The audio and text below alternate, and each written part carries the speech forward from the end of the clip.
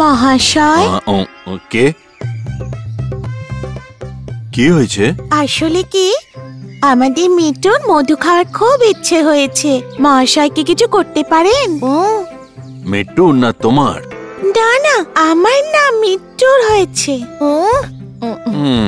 ইচ্ছে হয়েছে সে ভালো কথা, কিন্তু আমার কাছে তো মধু নেই। ও, তাহলে মহাশয় এখন কি করি? ভোলু, ঝিলঝিল নদীর পাড়ে একটা গাছে মধু রাখা আছে। ও তাই? কিন্তু ওখানকার মৌমাছিগুলো খুব সাংঘাতিক। মধু তো ছাড়ো, ওই গাছের কাছেই যেতে পারবে না। অনেক চেষ্টা করেছি। আরে এইটা তো কোনো ব্যাপার না, আমরা ওদের বোকা বানিয়ে মধু নিয়ে আসবো। আরে আমার কথা শোনো, যা ভাবছো তা নয়। বলু, আমাদের মহাশয়ের কথা মেনে নেওয়া উচিত। একদম মিট্টু কিচ্ছু হবে না, আমি করে দেখাবো। মৌমাছিদের বোকা বানিয়ে ঠিক মধু নিয়ে আসবো। এ পারেও, কারোর কথা শোনে না। আজকালকার ছেলেমেয়েরা না।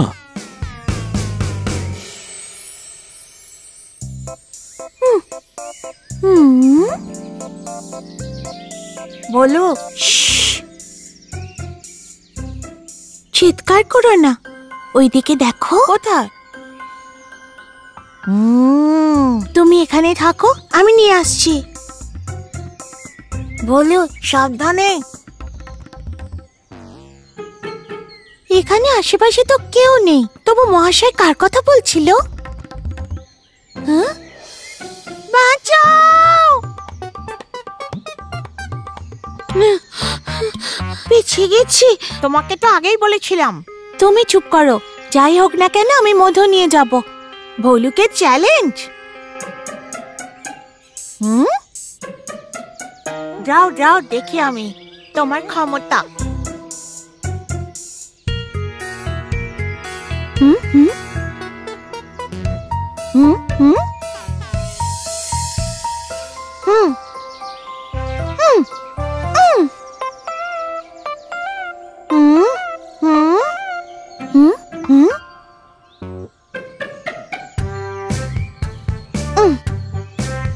এটাই যথেষ্ট, এটা দিয়ে কাজ চালিয়ে নেব। ওখানে এসব কি চলছে? শুনতে পাচ্ছ না? কিচ্ছু না, আমি এখানে এমনি এসেছি। বেশি পাকামো করো না, যাও যাও।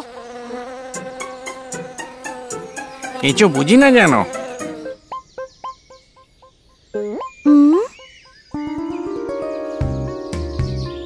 হ্যাঁ, চলে গেছে।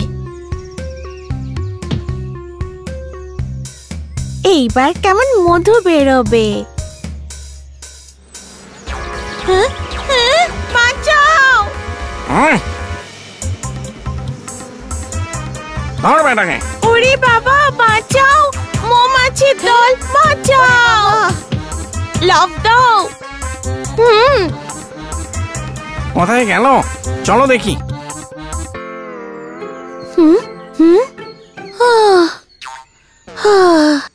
চলে গেছে। গেছে তো। তোমাকে তো প্রথমে মহাশয় বলেছিল তুমি বিপদে পড়বে। এখন কি হলো?